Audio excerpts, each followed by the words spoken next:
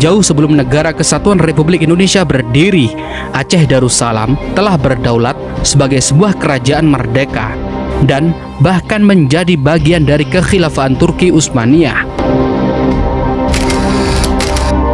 Hal ini sungguh-sungguh disadari oleh Soekarno, sehingga Soekarno mengajak dan membujuk Muslim Aceh untuk mau bergabung dengan rakyat Indonesia guna melawan penjajahan Belanda. Serta ditambah kesempatan bagi penduduk di sana untuk ikut campur mengambil bagian di dalam pemerintahan negeri.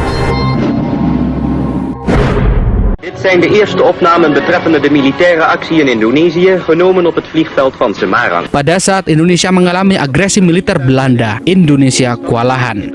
Sehingga Presiden Soekarno melirik Aceh agar ikut menghadapi agresi militer Belanda. Akhirnya, pada bulan Juni 1948, Presiden Soekarno melakukan muhibbah mendatangi Aceh Darussalam. Di Aceh, Presiden Soekarno disambut gagap gempita oleh rakyat Aceh dan ditapuk sebagai pemimpin oleh para tokoh setempat. Presiden Soekarno dengan sengaja menemui Daud Bereh. Soekarno selaku Presiden Indonesia memanggil Daud Bereh dengan sebutan kakak atau kakanda.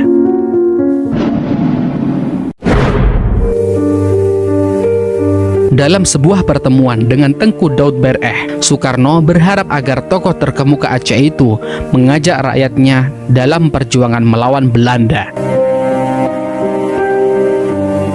Sehingga terjadilah dialog yang sampai saat ini tersimpan dengan baik dalam catatan sejarah Aceh.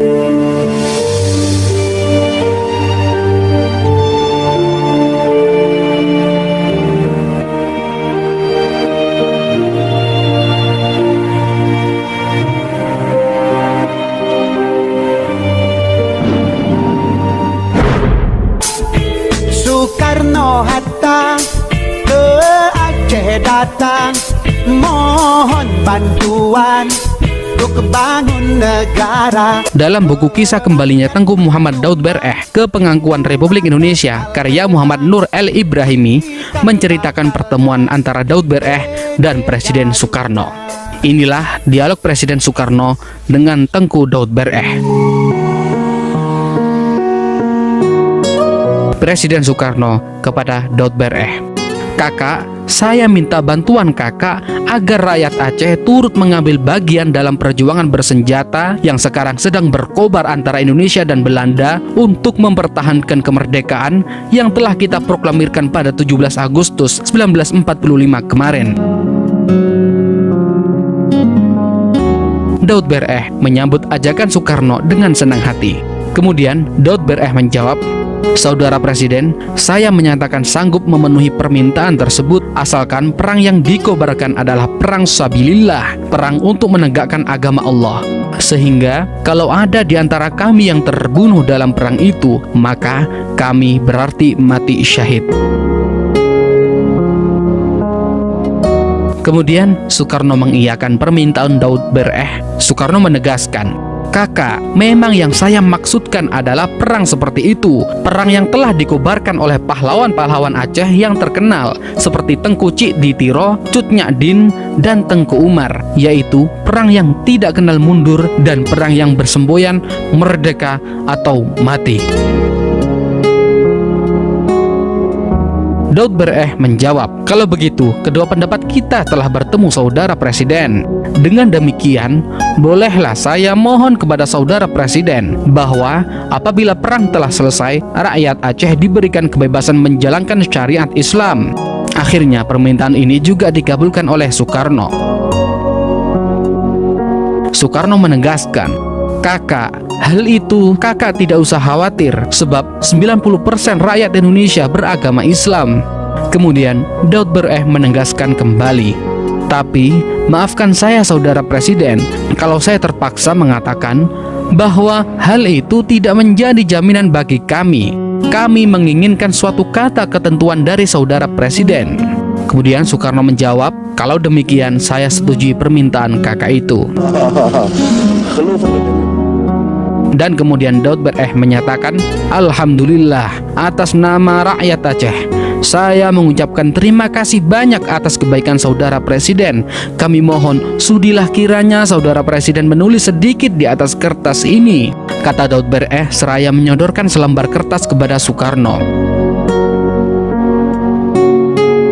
Alih-alih menyambut kertas itu, Soekarno malah terisak-isak dan lantas berkata pelan, "Kakak, kalau begitu tidak ada gunanya aku menjadi presiden kalau tidak dipercaya." Kemudian Daud Bereh menjawab, "Bukan kami tidak percaya saudara presiden, akan tetapi hanya sekedar menjadi tanda yang akan kami perlihatkan kepada rakyat Aceh yang akan kami ajak berperang." Seraya menyeka air matanya, Soekarno berkata, "Wallahi, billahi, kepada rakyat Aceh nanti akan saya berikan hak untuk menyusun rumah tangganya sendiri sesuai dengan syariat Islam.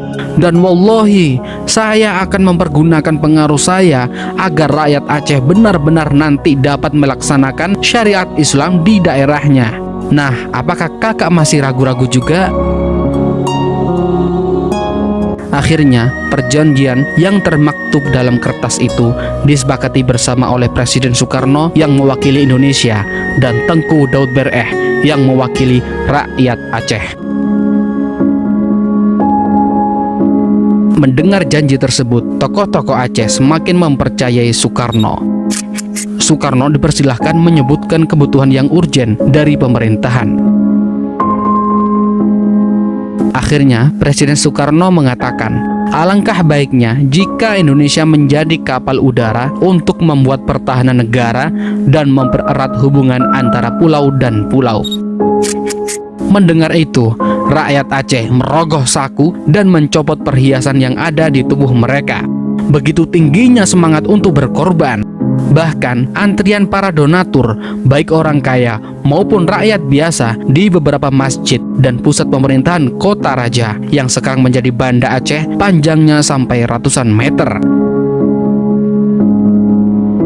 Beberapa jam kemudian terkumpullah dana $120.000 ditambah 20 kg emas. Dengan modal tersebut, Indonesia berhasil membeli pesawat kepresidenan pertama dalam sejarah Indonesia, yaitu F001 Seulawah atau Gunung Emas.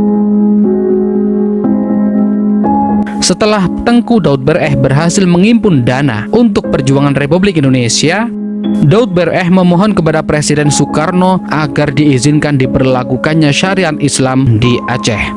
Bung Karno setuju. Sayangnya, Soekarno kemudian tidak menepati janjinya.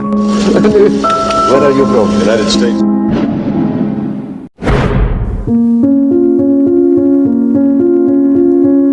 Satu tahun kemudian, pada tahun 1949, Aceh Darussalam bersedia dijadikan satu provinsi sebagai bagian dari Negara Kesatuan Republik Indonesia.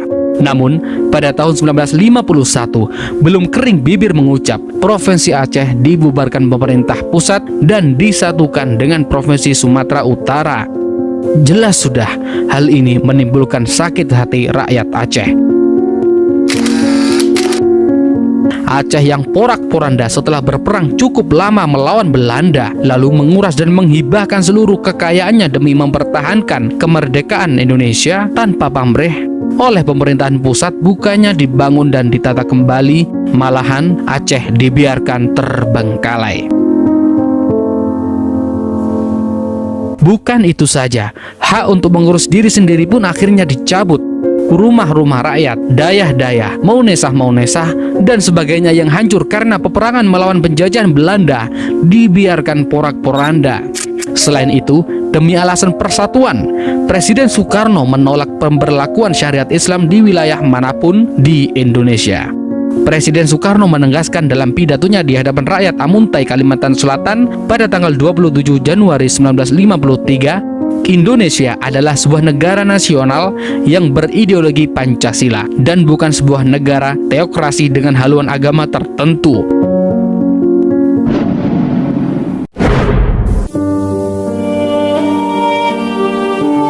Sebagai bentuk pertanggungjawaban politik, pada September 1953, Tengku Daud Bereh memutuskan masuk hutan dan bergabung dengan DITII atau Darul Islam Sekar Maji Marijan Kartosoewirjo. kekecewaan terhadap Soekarno tetap digenggamnya.